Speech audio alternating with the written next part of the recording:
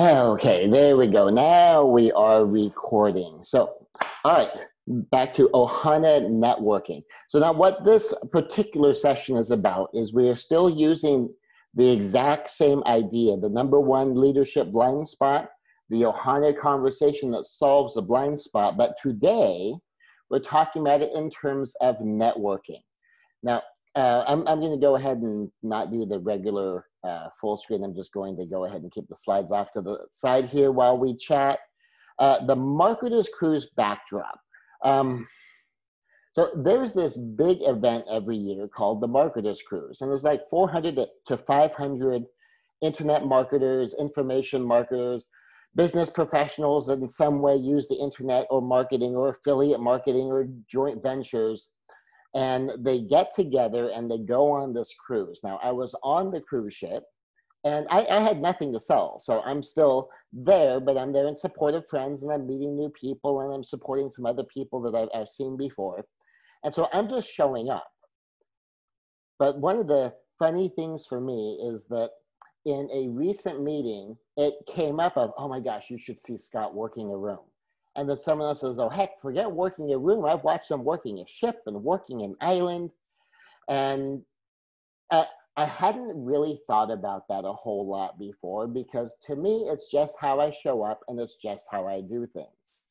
But because this then resonated so much with this particular group, I thought, you know, it would probably be a good idea for me to share what I do and how I do it, so that you can take a look at it and consider if this is something that you want to do too. Now, for me, it is just a natural outgrowth of the Ohana change conversation. And we're going to use that as the model so that I can show you exactly what it is that I do.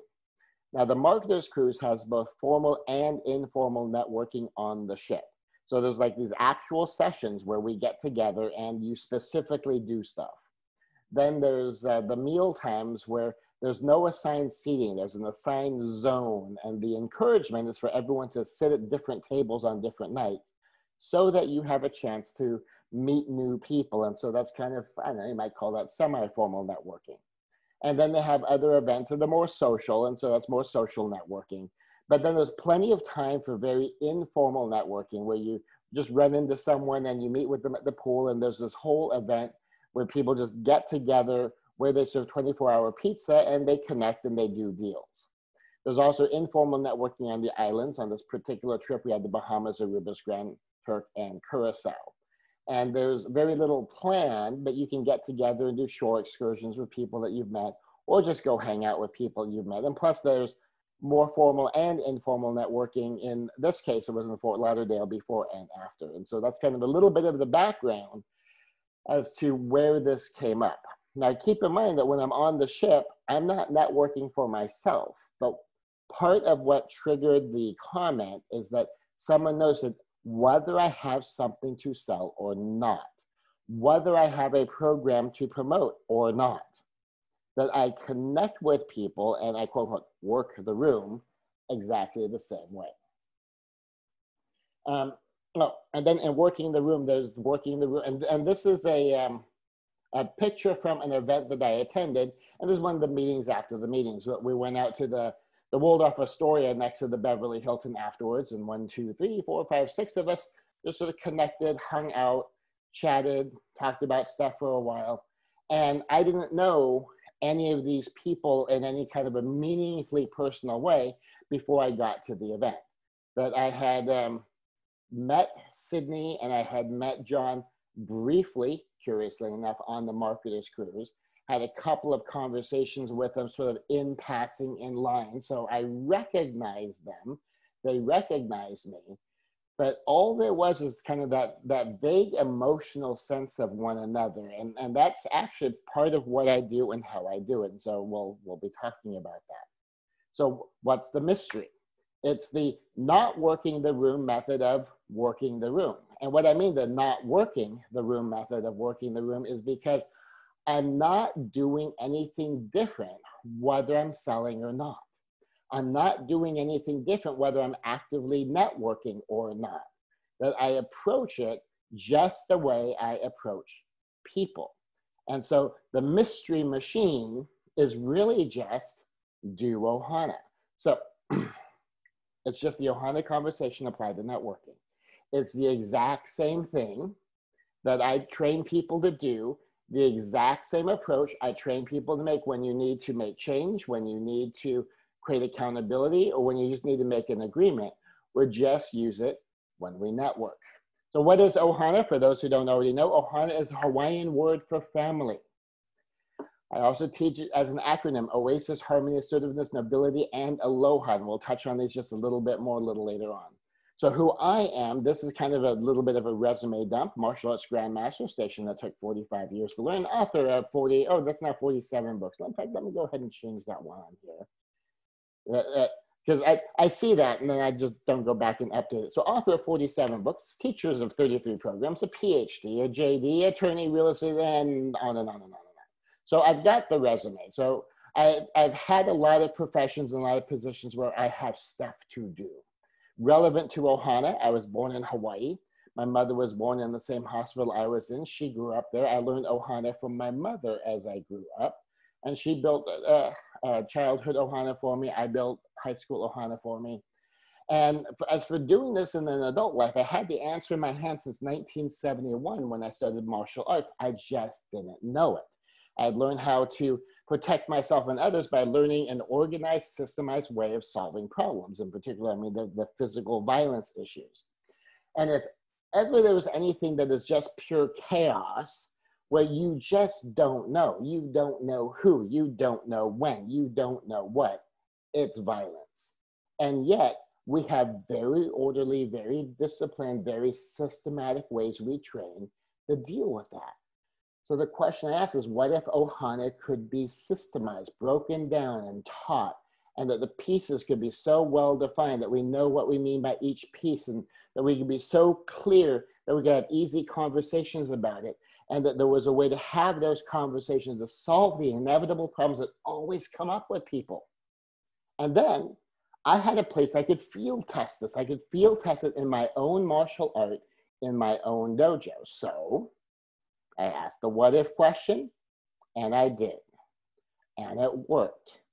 It worked in martial arts, it worked in lawyering, and it worked in networking, which is what we will be focused on today. It worked in socializing, it just worked.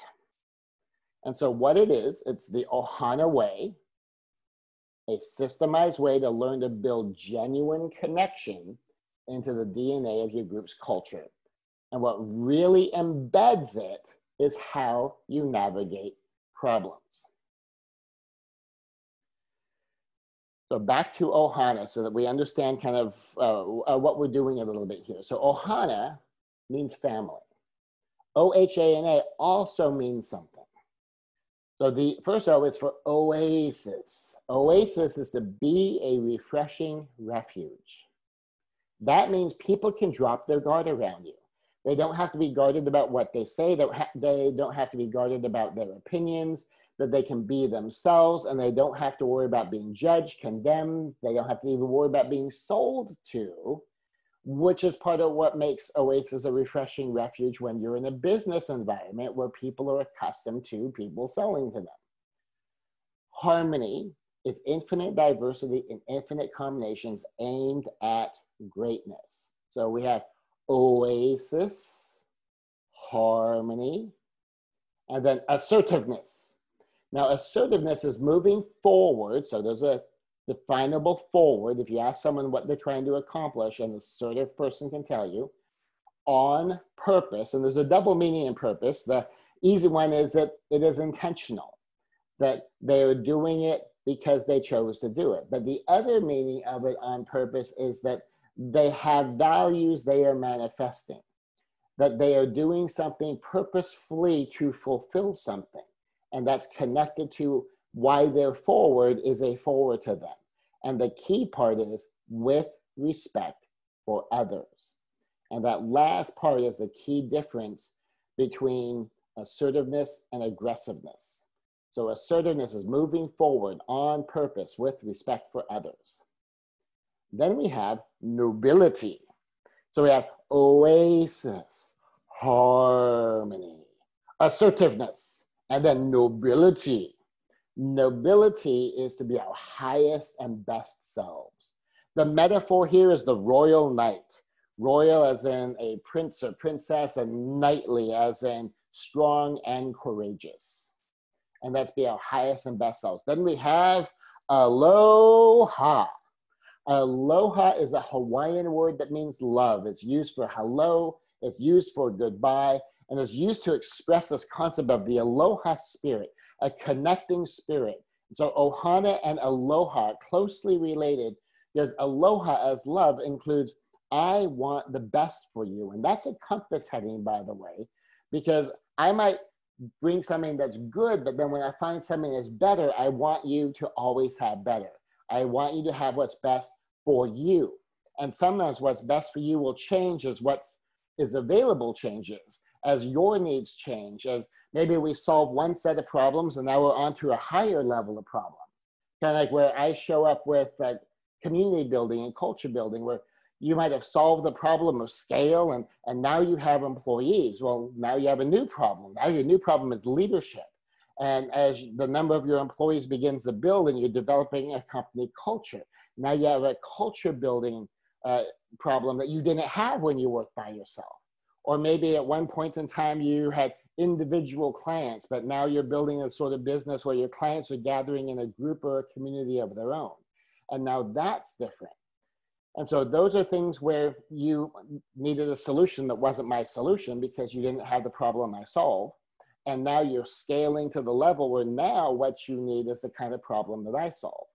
And at some point, as you're building all of that, and now that allows you to have your problems pre-solved, and now you can pursue the challenges you choose to launch your business forward, and depending which challenges you choose to overcome will determine which kind of expert you need. And maybe you need, a marketing expert, and they'll help you scale your business by bringing in business. Maybe you need a productivity expert, or a manufacturing expert, or a distribution expert. And all of us kind of show up. If you're in business, you show up and you solve a particular problem somewhere along the customer experience. Today, I was working with some technology people, and they specifically work with people who are building their websites. They're learning to do Infusionsoft, that they're beginning to scale into the online space. And that's where they come in. But they don't work with like the mom and pop shops that are doing the physical brick and mortar locations. So what's best for you changes depending upon what your needs of the moment are. And so part of Aloha is I want the best for you. And then I want to be the best for you. So if what you need is an Ohana coach, well, then I am a great Ohana coach. If what you need is someone to help you navigate challenging difficulties with people, someone to help you build the connection, build the community, build the relationships, I'm your guy for that. If what you need is for someone to build your websites and you only have $2,500 a month to pay someone, well, then don't give that to me. Give that to the website guy because you need that website built. And so in that case, I wouldn't be the best person for you to hire because I'm not giving you the thing that you need right now. And so then what's best for you is that you don't be my high-level client right now if what you're doing isn't the thing that I do. So you see how I want the best for you kind of factors in there. And the last one is I want you to have transcendent joy. And there's a whole thing in there of pleasure is momentary, happiness is bigger, and then joy is kind of a sense of happiness that stands up to adversity because it is grounded in things bigger than the moment. And so that is your brief, what is that, even a 5 or 10 minute introduction to Ohana, O-H-A-N-A, oasis, harmony, assertiveness, nobility, and aloha. So using Ohana, I've used Ohana and Ohana conversations to help my business clients, to help them solve customer problems, employee problems. I've used them, and here's a big one. I have used Ohana conversations, this simple format, to diffuse violently explosive situations where if I'm wrong, if my theory doesn't work, if my model doesn't work, people get hurt. They get hurt. I've used this format when someone was going for a gun That's how confident I am in this, that I'm willing to step up in the face of a death threat and use this conversation to talk somebody down. Now, admittedly, in my case, I have half a century of martial arts training to get back up where if it doesn't work, it's okay. I've got my backup level of skill. But it worked, and I was confident it would. And I've taught Ohana to my students, equipping them with the Ohana way, and I've taught Ohana from stage. It's priceless. It's all the positive aspects of family, and if it saves just one important business relationship, it can have a huge dollar value too. And since in particular, right now, today, we're talking about networking, if it builds or saves one key network conversation or network relationship, there's no telling what that could be worth. From time to time in the life of a business, you might strike gold. In my early days, one of the gold strikes I had was a gentleman named Frank. And he brought me probably a dozen customers, found me a commercial location, helped me with a whole bunch of supplies, even gifted me with a lot of things. That he was so impressed with the service I provided for his family that when he got this really, really big deal, as part of his celebrating, he wanted to buy some things that would be helpful to my business. And even though I had everything I needed, that, you know, making use of his gift of hundreds, thousands, I'm not even sure how much the thing was, is we decided to buy this really expensive apparatus. It was cool, but it wasn't really necessary. But he wanted to invest. And so, I mean, that's like striking gold with a client. For a referral partner, later on, I struck gold with a woman named Mary Ellen. And that one key relationship for an arc of like a decade, which when you consider the lifetime value of a client in my industry, you might expect them to stick around for a year or two. She stuck around for 14 years, 15 years. She was in my life and in my business, and such a constant stream of referrals.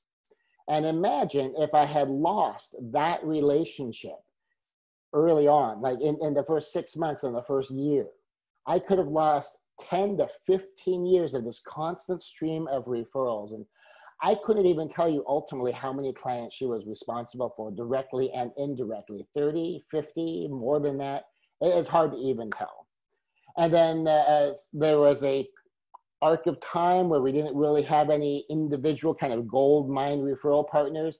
And then we come across Dawn and her boys. And it started off with Dawn and then connecting through to other mothers. And very quickly, she became worth half a dozen and a dozen, and then her kids and her kids' friends and their families. And again, turned into dozens and dozens of referrals.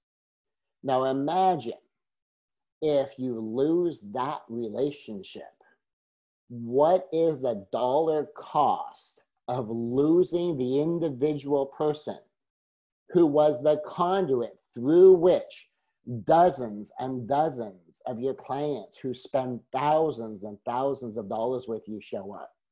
That's how important all of this is. So we're going to take a look at Ohana Conversation networking application, the Ohana way of networking. So let's take a look at this. Typical networking often ends with what we used to call the drawer of shame. I don't know, depending upon the level of technology you use, it might be the email list of shame, it might be the autoresponder shame, the CRM or whatever it is, but this is what we mean by this. Is that we go to these events, we met a lot of people, we got a lot of cards, and then that was all. The cards went into a literal drawer or a proverbial drawer, and of course our cards went in everyone else's drawers, and that was it. In fact, I specifically remember going to networking events, and not only out of what might have been 400 people there, and we got a directory. And that I went out of my way to contact every single person I connected with at least once, and 0 of them got back to me, even the ones I initiated a follow-up. And they still didn't get back to me. And I had 3 people, quote unquote, contact me, but they contacted me by putting me in their CRM and putting me on their mailing list, and that was it.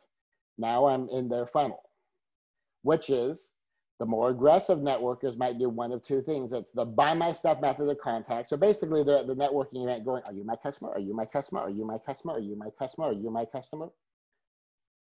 Or that I have your card and you're now plugged into my BioDie machine. Or anything in between. But we're going to look at our basic model, framework, conversation change with a networking application. And so part of this just goes to the power and the value of Ohana and this Ohana conversation application. And of course, you know, we have the way we typically see it. There's emotion, blame, attack, backwards communication, be understood without defining or understanding, and demand, manipulate, or force. And sometimes you get that kind of creepy vibe when people are trying to sell you. That's because it feels manipulative and they're trying to pitch. That's the be understood. And their framework is coming from your dollars, your potential income. I will treat you as a prospect. And when we get the feeling that we're not a person, we're just potential dollars. Just like if we get the feeling that when someone is servicing us and we're a client, but we're not really a person client, we're an income stream client, they see us as $100 a month, or they see us as $1,000 a month, or they see us as $2,500 a month, whatever it is we're paying for them. Just like if someone's working for us and they only see us as a source of a paycheck, or we're working for someone, we get the sense that they only see us as a cog in their machine. That kind of dehumanizing element of it then makes it a non-relationship, which makes it imminently expendable. And if we're on the receiving end of that and we have someplace else we can go, we'll go. If we're on the providing end of it and we give our customers, our clients, our workers, a place where there's no sense of connection, and then they have someplace else to go, then they tend to go. And so we're going to use this format to kind of take a look at that. What is our framework? How do we do the connection? And because we're talking about networking, we're not going to use the same change sequence, because the change we're seeking is to build a relationship. And so that's going to make that last part a little bit different, because we're not going to be enforcing boundaries typically, but you know, I will talk about that because that happens too sometimes when you're networking. So just as the refresher, Ohana is oasis, harmony, assertiveness, nobility, aloha. So we have Ohana, oasis, harmony, assertiveness, nobility, and aloha. And the Ohana conversations, and in this case, we're talking about them in terms of networking, but we're going to look at the same notes as from change, is we're connecting rather than confronting. In this case, we were connecting rather than selling. Oasis, because no one needs to have their guard up because we're not in pursuit of our own interests. And we're going to get to that. Harmony, because we're seeking understanding, collaboration, connection. It's assertive because we have a forward, a purpose. And the big one is we come across as having respect for people because we have respect for people. We actually do when you're doing Ohana. And that we call on our joint highest and best selves. And that's aloha by aiming at the best for all. And so we have the framework that we've used when we're talking about the conversations, the hero, villain, victim. And we're going to use a variant of this. And so just to maintain consistency, since we're not doing kind of a, you know, my all day Ohana immersion, we're going to use the same framework because it's pretty darn close to exactly this framework. And so the framework of hero, villain, victim, the hero is the one who makes it better. When you are networking, you show up to make it better. Now, here's part of the key. Now, I talked at the end about this concept of be good company while enjoying good company. So you show up as one who makes it better to connect with someone who makes it better. And so you're looking for, like, What's their magic trick? How do they make the life better for other people? Now, just purely in business, there's some kind of a problem they solve. There's some kind of a value they contribute into the lives of customers and clients that makes something they do or something that they provide be worth money. And so at the very least, you have that they make something better in some way. Then there's the villain, one who makes it worse. And then there's the victim, one for whom it is made worse. And we could spend some time on both of those, but what I want to do, talking about networking in particular, is we're going to focus on that hero frame. So we come in with a framework being a hero frame. Now, it's an Ohana-based hero frame. So here gets to be the tricky part of networking, is there's a natural tendency to network in the sense of, I try to sell you my stuff, you try to sell me your stuff. I try to connect with you looking for a line on a job or a career or a client stream, and you're connecting with me exactly the same way. And there's nothing intrinsically wrong with that part, other than if you skip right past your person. You skip right past, you are probably an interesting person. You are a whole person who has a whole life, who has a set of values, who has motivations, who has a why. And that all of that is somewhere woven into, tucked behind, and sometimes driving your business, driving your work. And I want to know that person. And I'm not trying to sell you yet. I want to get to know you first. Now, there's this idea in business, and I'm sure we've all probably heard it, know, like, and trust, that people will tend to do business with people they know, like, and trust. Well, that's part of what we're doing here, is we're building know, and we're building like, and we're building trust. Now, I'll keep circling back to that one as we go.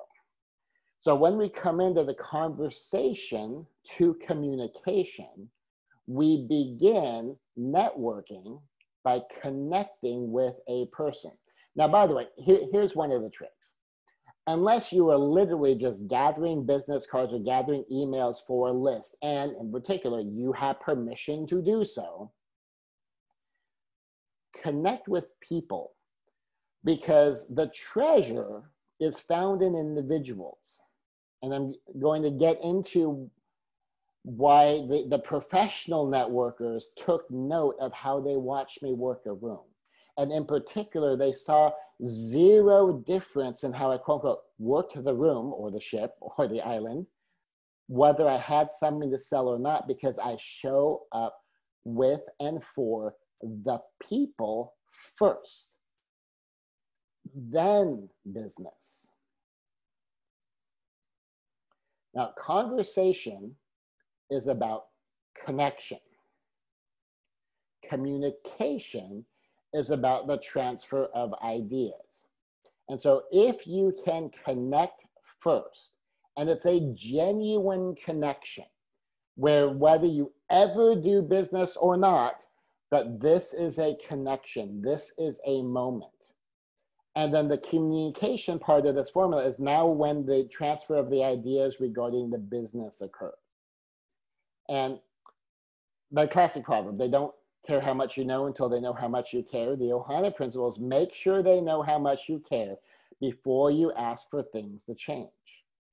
Make sure they know how much you care before you ask for business. Make sure they know how much you care before you ask them to hire you for their services. Just like when you're talking to someone else, you want to know that this contractor who's going to come do a job for you cares whether or not the job is done well, that they care whether or not they're disrupting your home when they're remodeling your kitchen, that you want to know that they care about craftsmanship, they care about quality. Or maybe if what you're focused on is you want it done at a low price, that you want to know that they care about the budget and that they care about coming in, at or under the budget, and that they understand that you care about that. And so there's a lot of pieces that go in, and assumptions sometimes we make. And if we can have a human to human relationship, as we look for this part, then that is an Ohana method of networking. And so we're connecting with people first, connection first, idea transfer second. Now, I want to pause here for a moment because there is a, honestly, she's genius. The material that her and her late husband developed is genius.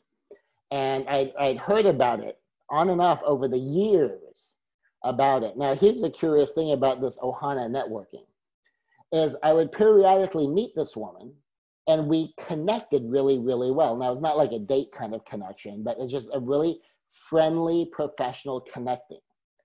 But in our conversations, we kind of gotten far enough to see, okay, you know, like what kind of people do you work with? What kind of people do I work with? And we pretty quickly figured out that we're not really in much of a position to do business just because of who we each work with, but we liked each other. Now, here's the curious thing is, we got as far as who we serve and realized that we serve different people and we're not quite in each other's customer group. But we continue to build this relationship until it was like, I don't know, we might have seen each other half a dozen, maybe even more than that times, before we even found out what each other did.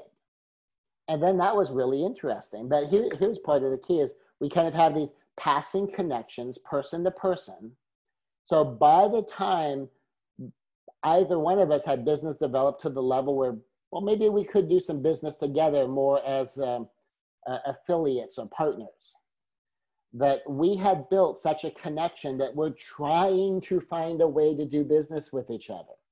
That's not just either one of us trying to sell each other, it's we want to work together. We want to find some way to take this kind of casual human-to-human relationship into the business realm, because we have become, well, we've always been, but we have been shown to be the kind of people that each of us wants to be doing business with. And imagine the power of that, where you and another person are sitting there and go, well, we don't have a very natural fit here, but I like you so much. I want to find a way that we can do some business. I want to find a way that I can support your business. I want to find a way that we can connect and have a mutual exchange of values in the business realm so that we're making money and I'm helping you make money or you're helping me make money, in some combination of both, because of how we connected.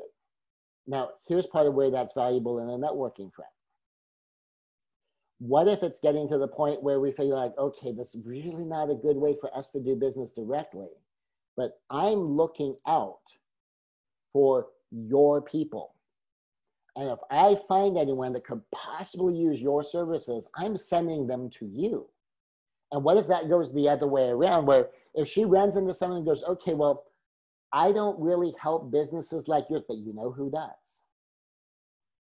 And we're developing our relationship to that level, built on that foundation of that human-to-human connection. Connection first, idea transfer second. The Ohana communication start as conversation. We're looking for that connection with understand, define, be understood. So I'm not coming to someone to figure out how can I make money off of you. I'm coming to someone so I can try to understand, who are you? What's your motivation? What's your why? What are your values? What's important to you? How do you like to connect? What is it that you're up to in the world? Oh, that's interesting. I'm not quite sure what that means. Can you define that for me? And somewhere in the process, they'll ask. Now, what gets funny is because we have a lot of Ohana in some of the circles that I run into. And so sometimes I'm trying to understand them and they're trying to understand me. And so we're going back and forth where we are exploring each other. Now, notice the difference between responding to someone asking genuine questions and trying to sell, going to someone and trying to pitch, jumping straight to be understood, versus eliciting who someone is. And then they elicit who you are, and you elicit what it is they do or what it is they want. And they elicit from you what you do and what you want. And that's a very different dynamic than sell, sell, sell. It's a very different dynamic than, are you my customer? You my customer? You my customer? How can you benefit me? How can I benefit you? And it makes it very human. Seeking first to understand is a conversational start to communication. And starts with connection. And when you're doing the change conversation, you talk about connection on point or gets there fast. My point when I meet people at these business events is the connection. The follow-on is the business later. So we have that framework. Now I'm going to skip past the change sequence because I'm going to circle back to this a little bit differently. Because I want to come up to the, I'm going to skip all of this tonight. In fact, let me go ahead and scroll all the way to the very, very end, because there's this thing that I have back here, 3 people principles. Be good company while enjoying good company. Be a plus, not a minus, and be a partner, not an opponent. So we had talked about know, like, trust. So the being good company while enjoying good company, be a plus, not a minus, be a partner, not an opponent. That's kind of walking that path. Know, like, trust. Now think of know, like, trust as 3 dates. In fact, it might have been nice if I did a know, like, trip. In fact, you know, let me go ahead and I'm going to just stick a slide in here right now. And we'll just put a blank slide, and we will just drop some letters down here for us. So some text. Know, like, and trust. Know, like, trust. And in this idea of know, like, and trust, all we're looking for is to start off getting to know them so they get to know us, getting to like them and them getting to like us, and getting to trust them and getting them to trust us. Now, of course, to be trusted, be trustworthy. And if you look at this like it's 3 dates. So if I'm going out, since I'm a heterosexual male, so if I'm going out with a woman and I'm looking to have an opening 3 dates to kind of see how things go, or like one of my friends used the word, to see if we vibe, that this idea that we might have of getting some time together first. Let's see. Oh, I don't see the easy thing for the size there. Oh, well, I'll just keep making it bigger. And so think about like the first date or the pre-date, or, you know, the initial contacts is just getting to know someone. You want to know a little bit about who they are and what they like, and maybe, you know, a little bit about what they do, so that you can figure out how well you like each other. And say, for instance, politics is super, super important. And as I'm recording this right now, man, are politics dominating. And it's an election season, so this is going to continue at least through the next election. And if I know that I am, you know, rabidly on one side and someone else is rabidly on the other side, then we know I might know something about you, but it's not likely that we're going to like each other very much. And that if we have such vastly opposed political perspectives, trusting each other's way of thinking and trusting each other's approach to something might be a little bit tough, because we see things so differently. And that if I've revealed to you kind of the way that I think because of what I've shown you, and you show me the way that you think by what you've shown me, then, you know, the know and the like might specifically not lead to trust. But think about it though as 3 dates. Now this is actually good news, because as you get to know someone from time to time, you just won't connect. That you will decide, you know what? I really don't want to do business with this person. Because doing business with someone is a relationship. So whether someone's your client, you are now leaning on this person for some percentage of your income. Now, depending on the nature of your work, if say I'm a general contractor, I might be engaged with this person for a year or a year and a half of my time while we do all of these kind of collateral things. And we have, you know, foundations to lay and walls to build, and we have apartment designs we have to put together, because, you know, we're building a 4-unit apartment. We're going to be together for a while on this. Do I want to have someone that as I've gotten to know them, I realized I don't really like them, and I'm not really sure I trust their approach to things. Do I want to be engaged where they are a substantial percentage of my income for a year and a half of the project? Probably not. And so getting the ability to kind of screen some of these people out is a key. And it's the same thing on the flip side. If I'm the one building a 4-unit apartment, and as we're having some of our initial discussions, I begin to think like, I'm not really sure I trust this person's approach. I'm not really sure I trust how they think, how they go about things. That we had a business lunch, and I kind of saw how the person handled, the finances of lunch and how they treated the waiter. And that kind of tells me a little something as you get to know someone and decide if you like them. But if you treat know, like, and trust like it's 3 dates, then you come at networking very differently. So I'm just making a connection to just get to know someone just a little bit, for them to get to know me just a little bit. And from the little bit we get to know to kick off with is, do we have an initial like at this level? Because we really only know this much. And so we can only decide if we like someone as far as we know them so far. So part of the working the room that Stacy in particular, she was the one talking about the ship and the island, because how I was doing it caught her attention. And it's part of who was I talking to. So one particular moment I'm talking to this beautiful Persian woman, Adele. Now, if you are a beautiful exotic woman, it's not at all unusual for men to talk to you. And of course, men are constantly hitting on attractive women. But there's a different vibe, because I'm not after anything. And one of the things the women in particular commented on is, and outside observation, I'll explain this a little bit more as I go here, is that I come and talk and I connect, but there's no sense that I'm after anything, and that puts them at ease.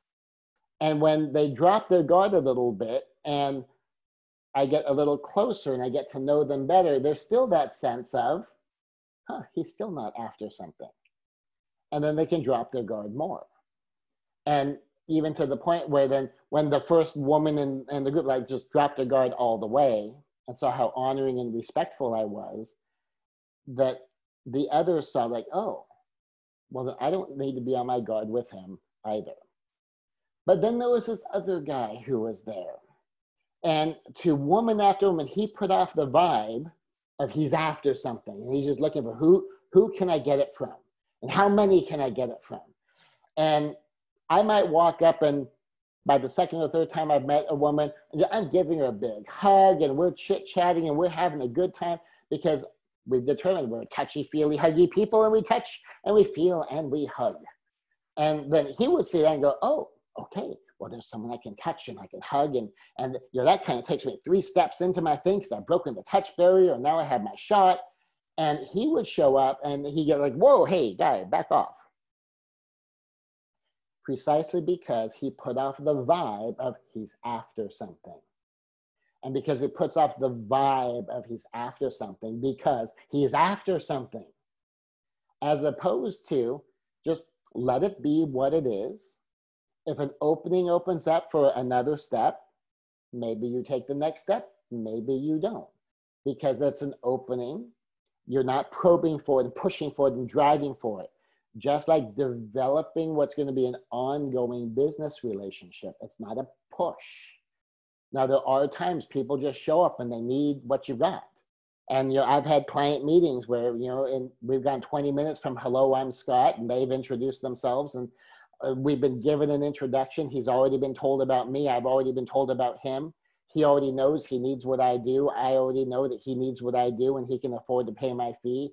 And we have one conversation, we set it up, we make our agreements, and he sends me the money, I send him my stuff, and we start. So that does happen. But notice that the know part and the like part and the trust part was built because both of us had a relationship with the relevant referral partner. And so let me swing back into the share, and we'll talk more about kind of how some of this unpacks. And so if you treat know, like, and trust like it's 3 dates, Assume you need at least 3 contacts to get the know, like, and trust, so you can determine what kind of partner this person would best be. And then you go back and you have the conversation. Now, let me circle back to the change conversations from there. Because what we're building, one more slide, the change sequence, you're building a change relationship from a we haven't met to I kind of know who you are, I've seen you around, to we've connected enough that I think I like you, to I understand what you do well enough that I think I can trust you enough to do business together. And so it's a change sequence that you're building. And because you're building the levels of connection and you're finding out, you're not chasing. A relationship expert friend of mine, Kate Harlow, who I just absolutely love and adore. She is a magnificent human being, as well as being a brilliant relationship coach for women. And I'll do sometimes relationship coaching for women, but I'm more likely when it comes to that to be coaching the men. But one of the things she and I both agree on is drop the agenda. Don't walk into the beginning of your first date chasing the thing that you want. It scares people, and it should scare people. And when someone shows up on the first date and basically say, hi, so I was kind of thinking maybe we should start having sex and get married and have children, and you're going, whoa, whoa, whoa, can we at least like have a drink before we start getting sued? Geez, whoa. And yet we have our business versions of this where we just go chasing right for the end. We're trying to close whatever the deal is. We're trying to close something that's way too fast. And so as we come into the change sequence, we're making an overture. And so the request, when we get to the level of the connection where we feel like we understand the person well enough, we defined our terms so we have a sense of who each other is and what it is we're talking about, and that we've been understood so that there's enough clarity here, then we can move the relationship forward a step. Now, here's the training boundary version. Sometimes some people have some challenges with exactly how to do this because they have a way they do it, which may mismatch your way of doing it. And they just need to be reminded. Sometimes people are like, they ran to the pitch too fast, or they put you on the mailing list as soon as they met you. And you think like, well, I'm not there yet, but I'm not ready to end the relationship. So can we, I'm just going to unsubscribe from your list, wait until we've gotten to know each other a little bit. Or no, I'm not ready to have a sales call. Let's meet a little bit and we'll talk some more. That, I'm going to see you on, next Thursday's networking meeting. And that you spend some time helping someone understand how to connect with you, how you do things. And then the next thing might have to be an enforcement boundary. You just flat out have to tell people, no, I don't do business that way. But ultimately, what you're actually after in this case is a positive relationship change. And so that when you're having to do the change relationship where you're fixing a problem, you might have to start removing stuff. What you're looking for as you're building the networking relationship is exactly the flip side of this. So the removing, you build this piece by piece. You add one relevant element. And then you add a larger part that builds around that element, and then perhaps a role that builds around that part. Now, when you're talking about a business exchange, and since I mentioned a general contractor before, that you might be talking about like a fairly simple thing. So I need some electrical work done at my business. And so I had one tiny project, and it was just a $250 deal. And someone came in and they ran some conduit and they put in a new circuit breaker, and it was a 2-hour deal done. Had all the supplies. I just needed someone qualified to do the work. Then later on, we did a bigger project. I needed a drop ceiling put in half of a thing because I had a partial drop ceiling and there was some damage to it. And when we took a look at it, they go, okay, whoa, this is like so not secure because it was put up there like in the 70s. And so then we did a bigger project, a multi-day project where they were going to do all of it, where it wasn't as simple as, yeah, just send one guy out for a couple of hours and take care of it. Now we're doing a project together. And so we increased that. And then the next step after that is, okay, so now that I need a general contractor, we were having family level discussions, and I'm willing to bring this person to my family to actually talk about building a 4-unit apartment building for us. Now, ultimately, we didn't do it because there were some challenges with the city and the permitting and all of that stuff. But that wasn't the fault of the contractor. That was as we dug into the project. But we were ready to do a 4-unit project with them. And that can then lead to a much more expanded relationship. And even if it stays just business, and that'd be a level 3, the relevant role probably, but then we can start doing other things if they become kind of our go-to general contractor. Now we have a much broader relationship, and we might start to go to their company events, invite them to our events, and we start to connect a little bit beyond just business. And so now we're building a thing. And so you just take this exact same sequence, and you start off with your framework, and the framework is Ohana. You're building a human connection. You're figuring out what kind of people are we? Do we want to do life together? When you think about business, being aware that if I work with you at a full-time job, and say there's not even any overtime, it's just full-time job, that we are colleagues in business, we spend 40 hours a week together. And that's assuming we don't have lunch together, we don't do anything outside of business hours together, 2,000 hours a year together. Now in relationship work, and I'm also a pastor, and so I do my fair share of relationship counseling. One of the targets we talk about is spending 15 hours together with your spouse, with your partner. And when you have children, that can be a challenge. We're saying just a couple of hours a night. And that can be hard, especially when you have all the responsibilities going on. So you think about how challenging that is, and then you imagine you're working together for 40 hours. I mean, take that amount of time and double it, triple it. And that's how much time you're spending around the people you work with. You kind of want to like each other too. And so the judgment calls we make in building the human relationships, we need to keep in mind that we're people working with people. We are whole people with whole lives, working with people, whole people with whole lives, and then serving the clients that are also, again, whole people with whole lives. And then we are building these relationships, and we're seeking to advance the relationships. Now, a lot of the stuff about the conversations I'm going to skip because I've talked about that and other things, but talking about building Ohana, when you do this well, it pre-solves many of the people problems. If you have a human connection on the way to building your business relationship, it is amazing how many things that will solve.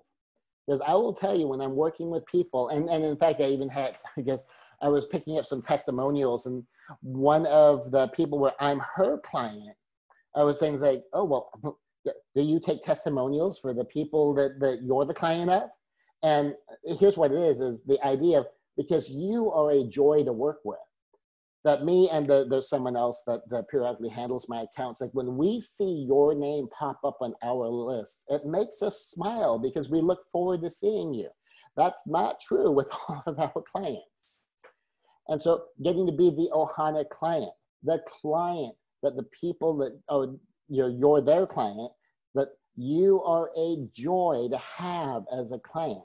And by the way, imagine now training your clients to be your Ohana.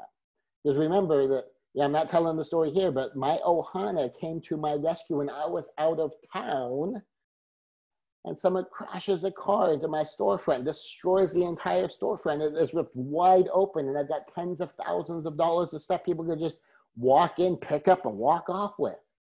And my client showed up and handled the whole thing, and 24 hours later, it's all cleaned up, it's all boarded up.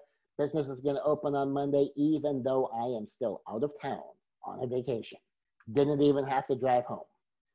So the Ohana culture pre-solves many people problems, whether we're talking the people you work with or the people you do work for.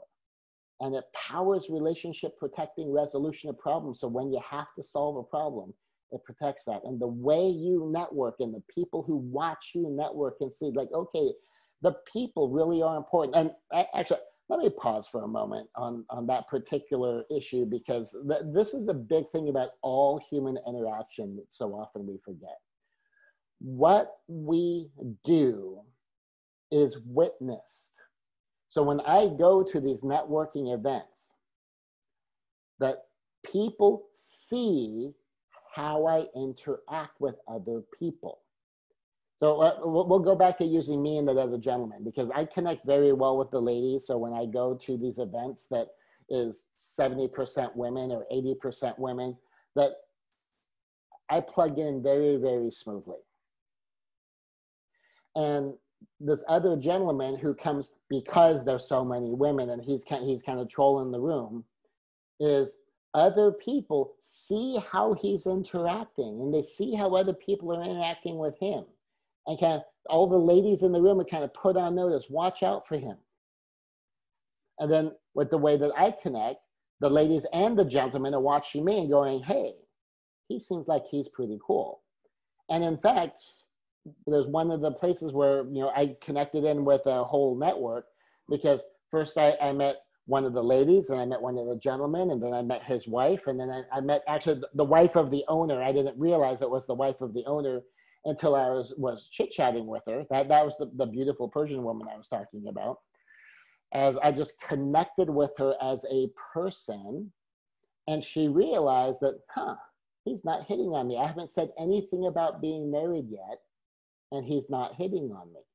But he's being very friendly. He's connecting with me. There's this vibe going on here, and it's fun, it's playful even, but it's not sexual. He's not after anything. He's just exploring what is instead of trying to make it become, which had been her experience with, you know, with every beautiful woman's experience with too many men.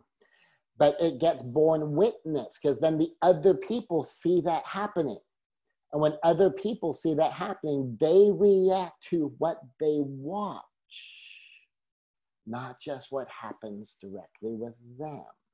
So that's part of what makes this Ohana thing so important, is because I might be connecting with, or you might be connecting with Joe over here, but Tom over there sees how you deal with Joe. And if Tom and Joe know each other, they might chat later on. And if Joe says like, yeah, he seems like a really nice guy, and yeah, I don't know exactly what he does, but it sounds like he serves businesses like you.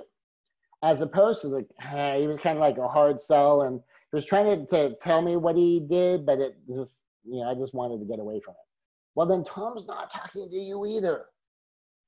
And so how you show up isn't just with the people you connect with. How you show up is with everyone who can witness how you show up. And I had a curious experience in that I had one of the big guys in the industry actually chat with me. And initially I was expecting it to be kind of an ordinary, you know, business chat, you know, talking about what I'm doing and how I'm doing it and how he can help, and, you know, and get me into his program. But I was surprised that the way it opened is, it's like, oh yeah, it says, I want you to know a lot of people on my team really like you. And that I was talking to, and he named a whole bunch of people on his team. And essentially it's, you know, Kat likes you, Kimberly likes you, Quinn likes you, Brady likes you, Joey likes you. And just, I had made an impression somehow, just showing up doing this Ohana networking thing. And that impression made him want to do business with me, because his people wanted me in their community. And, you know, so much so I was invited to some things that I didn't qualify for. I hadn't paid for it. I hadn't signed up for it yet. But enough people wanted to see me that they wanted me to be there. And so for a fairly modest investment of time and money, I was able to join them for this thing and then connect with more people. And now I am involved in their larger community, but not because, well, here's a dollar value of the thing, give me money, now you're in, but because of the people and the connection of the people and their desire to work with me and serve me, so much so that they go out of their way to help get me plugged into things because they want me around. because it's the Ohana thing. And that's part of what Stacy and Virginia were having that open conversation in front of everybody about watching me work a room. Let me pop back to our shared screen here. A part of why this is so important, because people, not only are you doing it with the people, others are bearing witness to it being done. And the key, you got to avoid the conflict, because unnecessary conflict is going to have a cost. Now, there's a large organization, without going through all of that.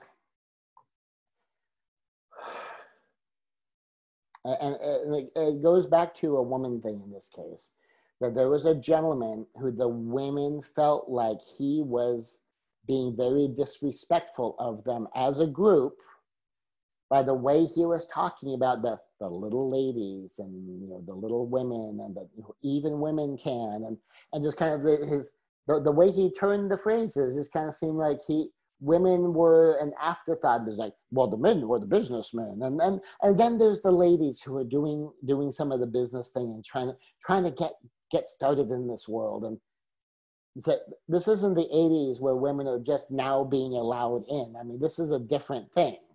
And some part of his thinking seemed to be stuck in it was bad. Well, then here gets to be part of the thing is, he was oblivious that when he was having some of these interactions with some of these individual women, that the other women were watching that too, because he's going, okay, well, he's an older guy. I don't really know, like he might think he's being nice and that he's being connecting, but then they're watching some of these individual interactions. And there's like, I don't know, 18 or 20 of us around. And of course, it's one of those events that's 70% women. And we're listening to the way he's talking to a couple of individual women, and he is so dismissive of their contribution. So much so that we don't think he even realized what he was doing. But man, was he making a negative impression. And he was losing an entire network. The host of the event heard from more than a dozen of the women that went out of their way to tell the host, can you never have this guy back again, like ever? Not only do I not want to do business with him, but if you keep inviting him back, that's telling us something about you too. That's how bad it was. So think of the cost of conflict. Think of the cost of making a bad impression in front of a room. You want to be able to connect and build Ohana in a way that makes an impression, whether someone's done business with you or not. And you get that joy of genuine connection and all of those benefits. So now that we've stacked on the networking part, I mean, does this sound like it's worth your time? I mean, it's obviously it's been worth my time. But the question is it worth your time? Is it worth a 6-week investment of your time to be in the live trainings? Is it worth a 6-week investment of showing up, learning the material? And is it worth the investment of being prepared for the sessions and even perhaps reviewing the sessions to be able to do this? Is it worth an investment of your energy? And can you see it avoids costs none of us want to pay, and it gives us benefits that all of us desire? And so, this is the business part. Is it worth your investment? Now, I think the answer should obviously be yes. And here's one of what I think is a cool thing is, I'm just asking you, is it worth your investment? Then the next question is, and what level of investment? Maybe all you want to do is put in a little time, put in a little energy. And maybe that's all you want to do. That you don't want to invest money. You don't want to invest a meaningful amount of time and make a meaningful investment. That's okay. If this can help you, even just at the free level, I make things available to you. It's available to you. You can enter in for free. It's available to you. You can enter in as little as $297. And it's available for you right now at a discounted price of $14.97, because there's a 3-day live event I call my Ohana Immersion that like I really wanted to do. And earlier on, I kind of figured like, oh, wait, by August we'll be fine. But things are opening and then things are closing again. And we can't reliably plan anything. We can't even necessarily plan for the next one in November either, because that is going to be flu season. Why is it flu season? Flu is a virus. COVID is a virus. So when we have flu season, will we have a resurgence and will things close down again? And the answer is, right now, we don't know. So it's not safe to plan the live event yet. That means I'm knocking off $500, and then when we do get to a live event, I'll just make that available to people who have previously attended at a separate price of just $497, rather than charge you for something as part of the bonus now that I may not be able to do until next year. And that way you're not out that money now, and then you can choose to invest that later on. So your time, your energy, you've got free options. And if you want to make an investment of more time, more energy, and you're able and willing to make an investment of money because you see the value of this, the dollar value, that if the lifetime value of a single customer is $1,500 or more, this is powerful. If the lifetime value of one good referral partner, one good network connection is worth $1,500 or more to you, this is a great investment of your time and money. If you have employees, and you probably understand if you've ever had to replace an hourly employee, that could be $3,500 to $7,500 to cover the overtime while the employee is gone, or you to have to do the work and to advertise and to pay during the interview hours and all that. I mean, $3,500 to $7,500 is the average costs to replace an hourly employee. If you're replacing a manager, it's 50% to 250% of their income. If you replace a $100,000 a year manager, you can expect to spend anywhere from $50,000 up to $250,000 to replace them. Even if you have a part-time manager who say is only making $50,000 or even $30,000 because they only work part-time, you can still expect on a $30,000 a year part-time manager to spend between $15,000 and $75,000 to replace them. So 6 weeks, $1,500, that's nothing compared to those potential costs. If you have a business partner, what can it cost if you have friction there? So I grew up with Ohana. We need to have a system to share. I needed this. And I'm going to skip over some of this other part and just get to what I'm giving you here. Because this, okay, I'm giving this to you for free. So if you just want to make an investment of a little bit of time and a little bit of energy and $0, you can have the Ohana 2-page. And this has to do with the 1 minute. I'm going to talk about the daily is powerful in a moment. So this is available to you as a downloadable. And this idea of 1 minute per day, daily is powerful. Daily keeps something top of mind. And so just put it up somewhere you can see it, just as a reminder that you've got a path to follow here. Even 10 seconds a day is meaningful because daily tells your brain, this is worth touching every single day. It is worth it. It is worth it. Daily is powerful. And incidentally, just as a martial arts grandmaster, I just ask my students to train for 60 seconds a day. That's all I ask. As a pastor, I just ask people, give God 10 seconds a day. Just read or recite one verse in the Bible and just say thank you to God. And my slides were jamming up there. But that's available to you for free. You know what else I'm going to give you for free? I am going to give you the Ohana Way report. This is the original version of the report. I mean, it used to like literally be a report. I would print it up on the laser printer, staple it together, hand it to my clients. And then eventually we made it into a book where we just basically collated it, formatted it, and then boom, there you go. Now it's a book. And this is available to you for free. You can go to Scott Conway or scottwith1t.com, SCOTWITH, the number 1, the letter T.com, and you can download this right now. So if you want to make a little investment of time and a little investment of energy, this is available for you right now. No investment of dollars. Now, at the moment, and I started doing this because it was COVID, if you log in to my list, you can also get the Ohana Way book. Now, this is the full book. This is a 200-page book. If you go to Amazon, 20 bucks. If you go to my website, $0. You can just download the PDF right now, and this will get you all the way into the 5x5. And if you don't already know what that is, that's a 25-piece deep dive into 5 elements behind each of the 5 things in Ohana. So you have Oasis, Harmony, Assertiveness, Nobility, Aloha, and then there's 5 things deep in each one of those. That is also available to you for free.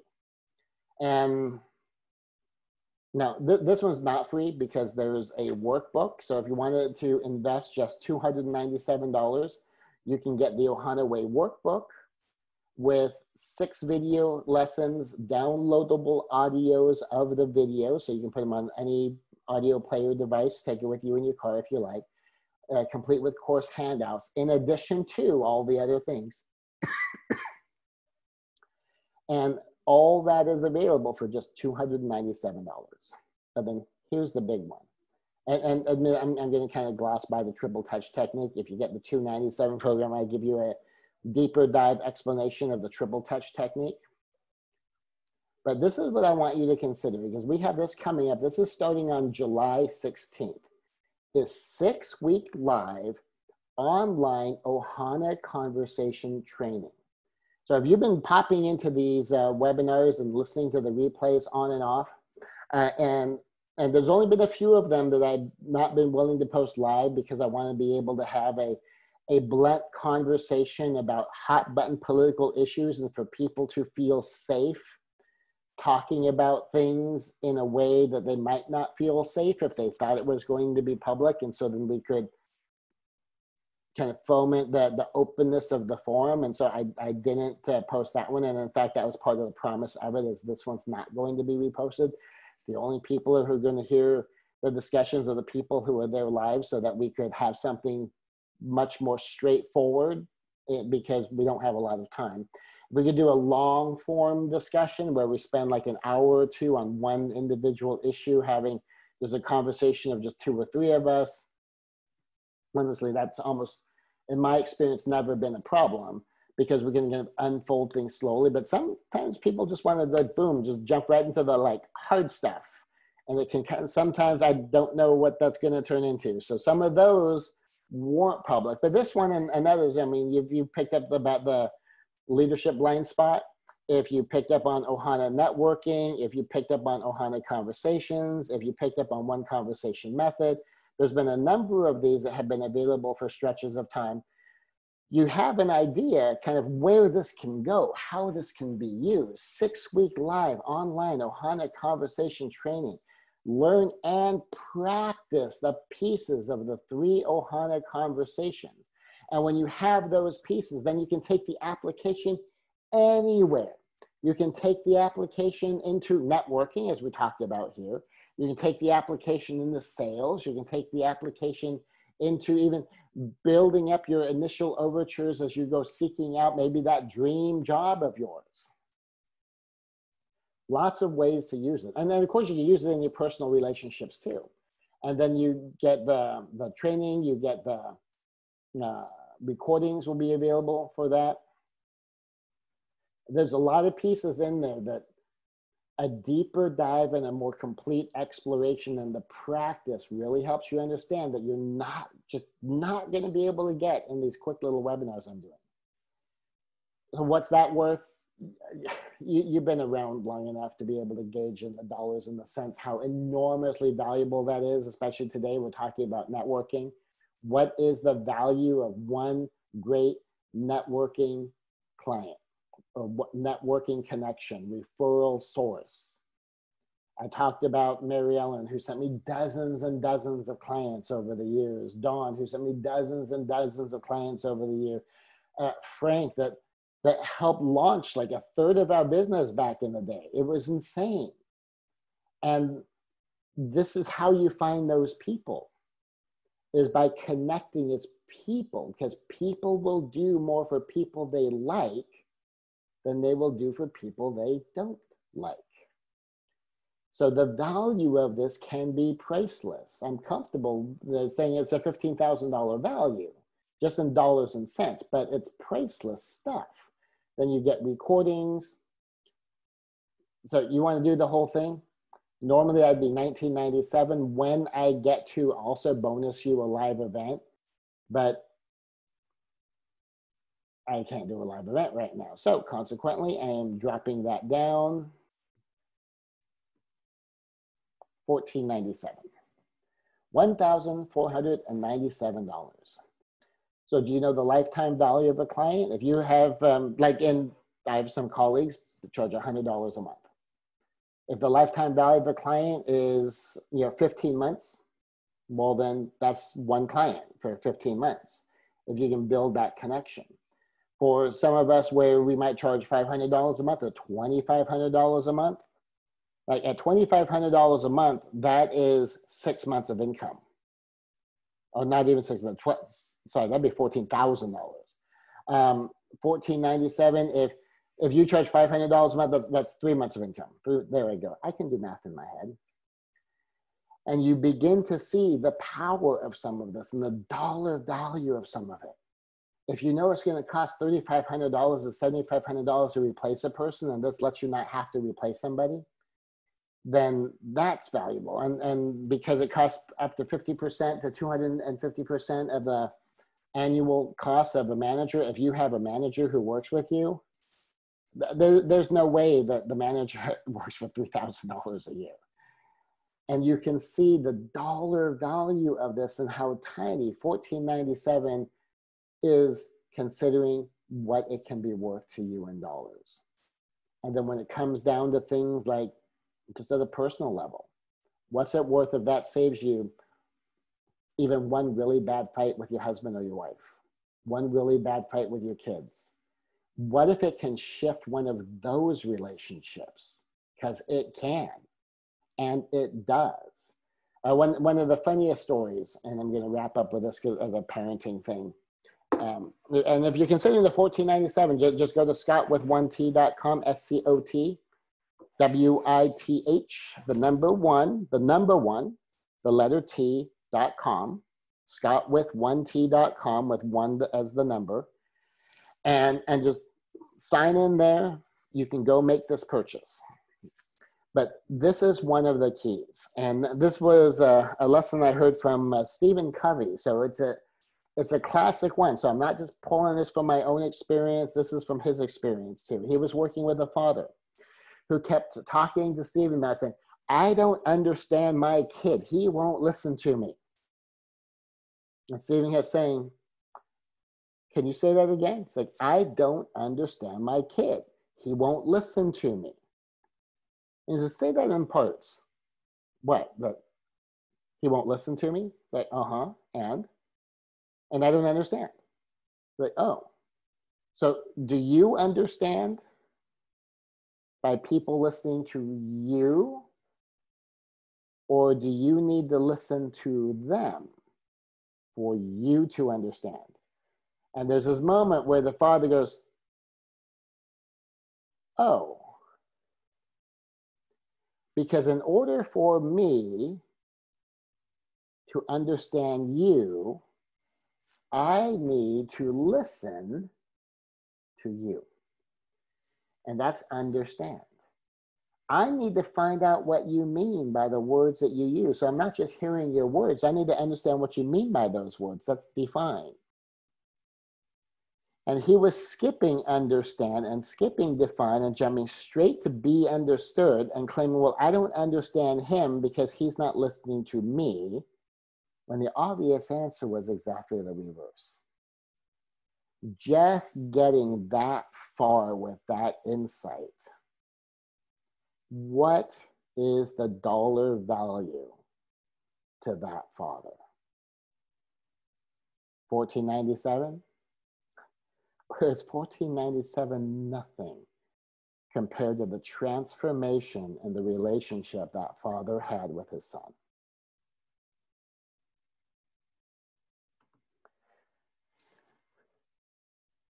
So I have the 6-week course coming up.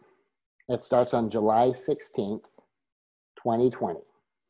We'll be meeting at 3 o'clock Pacific, so it's 4 o'clock Mountain, 5 o'clock Central, 6 o'clock Eastern. That seemed to be kind of one of the sweet spots, so that no matter what time zone you're in the United States or Canada, that you'll be able to attend. And if you can attend and you can invest $14.97 to attend, then you have the opportunity to do a deep dive into how to apply and live out Ohana as modeled through Ohana conversations. And I'm going to throw in the 30th anniversary editions of the books. And that will up-level what you're doing beyond the $297 program. And if you are available on Wednesday, Thursday, and Friday, June 8th, 9th, and 10th, or July 8th, 9th, and 10th, my apologies, July 8th, 9th, and 10th, Wednesday, Thursday, Friday, which basically means for those of you who are here live, and for anyone who watches this replay like today, so if you don't watch this replay until Wednesday, it's too late. But there is a $497 program put on by Virginia Muzquiz on business by referrals. And she uses a lot of my Ohana material. And in fact, here's part of that relationship. She had a section on trusted authority and building community. When she saw the first car story, what my clients did when the car crashed into my business, she wanted to learn more about that. And then she wanted to license my intellectual property so that she could teach it. As she dug into it, she's like, okay, this is really good stuff. And this is more important and more sophisticated, and I feel comfortable just teaching. And so she became my Ohana client, and she hired me to come teach in her sessions. So I'm going to be teaching in her session. So I'll be present on Wednesday, July 8th, Thursday, July 9th, and Friday, July 10th. Here's the secret bonus. If you sign up, and by morning, because we're starting at 9 o'clock Central, so 7 a.m. Pacific, I will bonus you at no extra charge her 3-day program. And I will pay her fee out of the money you pay me, so that you can learn this business by referrals, and you'll see how business by referrals and Ohana plugs in so seamlessly. But the bonus is only available for those who jumped on and watched this fast, because that's a $497 bonus just for being here now. If you got here a little late, I'm sorry you missed it. Would have been awesome to have you. But for the rest of you, or at least some of you, we'll see each other on July 16th. Scott with 1T. Let me go back to the screen share. $14.97 for the whole Discover Ohana package. Get all of that stuff. And I will see you soon. Bye.